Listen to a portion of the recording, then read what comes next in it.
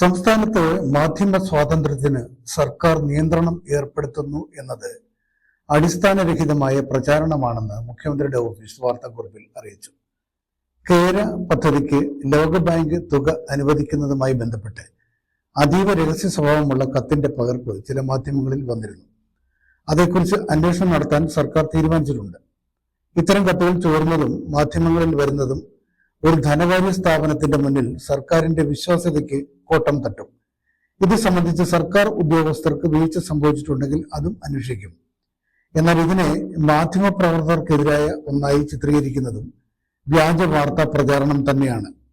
സർക്കാരിനെ ബോധപൂർവം അപകീർത്തിപ്പെടുത്തി വിശ്വാസ്യത തകർക്കാനുള്ള സതുദ്ദേശപരമല്ലാത്ത ഇത്തരം രീതികളോട് ഒരു വിട്ടുവീഴ്ചയും സർക്കാർ കാണിക്കില്ലെന്നും വാർത്താക്കുറിപ്പിൽ പറഞ്ഞു. Positive news.